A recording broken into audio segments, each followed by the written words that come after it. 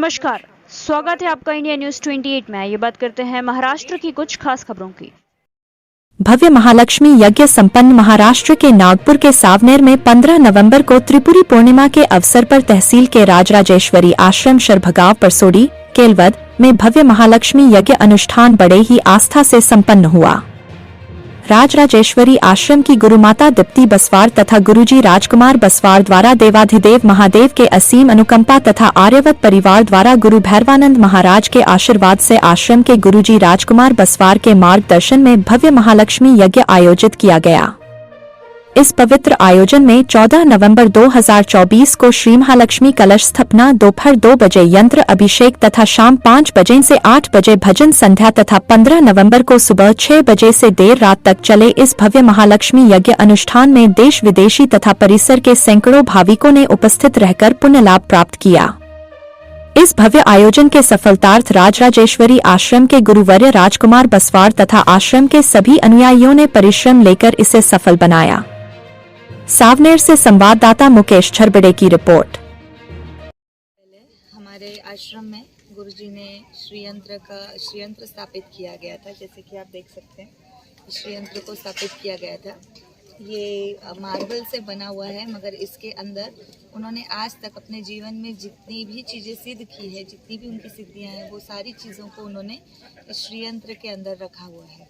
तो उन चीज़ों की सिद्धि को श्रीयंत्र के द्वारा माँ त्रिपुर सुंदरी की ऊर्जा को यहाँ स्थापित करने का यह एक छोटा सा हमारा प्रयास था। तो ये 16 जो प्रयोग हैं, लक्ष्मी प्रयोग, महायज्ञ 16 ये करने हैं हमें, तब जाके ये श्रीयंत्र की अनुष्ठान पूरा होगा। इस अनुष्ठान को करने का क्या लाभ? 5वां धाम बनाने के लिए। अच्छा, ये अनुष्ठान अगर पूर्ण हो जाता है, 16 अनुष्ठान हो जाते हैं तो 5वां धाम बन जाता है। यहाँ हम देख रहे हैं कि यहाँ देश विदेश से बहुत से पर्यटक भी आए हुए हैं, तो इसका देश विदेशों में भी प्रचार हो रहा है। देश विदेशों में प्रचार होना ही चाहिए, क्योंकि जैसे कि हम सब जानते हैं कि हम सब कहते भी है कि एक समय सनातन धर्म पूरे देश विदेश हर जगह हुआ करता था। बाकी जियोलॉजिकल रीजंस के कारण जब धरती जैसे खंडन हुआ, उसमें ओशन बीच में आए तो बॉर्डर्स बन गए। बॉर्डर्स बनने से जो हमारी कनेक्टिविटी थी वो दूर हुई। दूर होने से धीरे धीरे अब जो भी कल्चर्स है वो डेवलप होने लगे।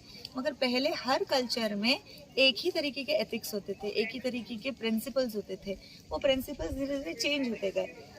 हमारी एक बहुत बड़ी हमारी अच्छे पुण्य होंगे जो हमने भारत देश में जन्म लिया, जहाँ आज भी पुरातन कल्चर को हमने प्रिजर्व करके रखा है, और वही हम जितना हो सके हम लोगों को बता रहे, क्योंकि जीवन जीने का ये हमें एक ऐसा मार्ग बताता है जिससे हम कम से कम कर्मों के जाल में फंस सकते हैं, जो कि हमारा सनातन धर्म कहता है। अगर आप रोजमर्रा के जीवन को ऐसे जियोगे तो ही आपका उदय होगा। बस यही हम करना चाहते हैं। जैसा जिस प्रकार से भागता हुआ युग है, जिसके अंदर में डिप्रेशन है, प्रेशर है, सारी जो भागदौड़ है, तो एक आत्मिक शांति के लिए ये एक महायज्ञ है। ऐसा ये आत्मिक शांति के लिए है, विश्व में सारी ऊर्जाओं के स्टेबिलिटी के लिए है, हमारे सारे जो शिष्यगण हैं उनके जीवन के लिए है, उनके शिष्य आएंगे उनके जीवन के लिए है, या कोई भी भाविक जब हमारे आश्रम में आएगा और पूरी श्रद्धा से उस श्रीयंत्र का पूजन करेगा तो उनको भी उनके जीवन में उस चीज़ की लाभ हो,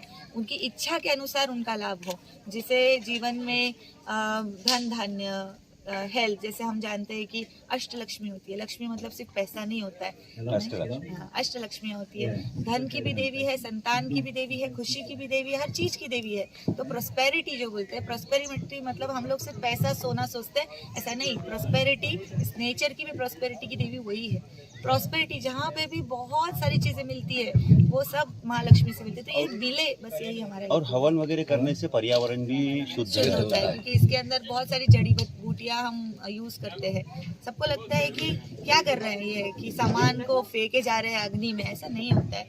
ये हमारे जो महर्षि थे जिन्होंने उस समय शल्य चिकित्सा लिख दी, जो हम आज डॉक्टरी बोल रहे हैं, हम ऑपरेशन बोलते हैं, शल्य चिकित्सा कब से थी?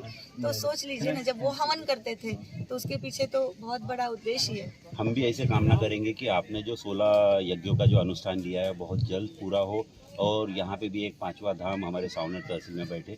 आपका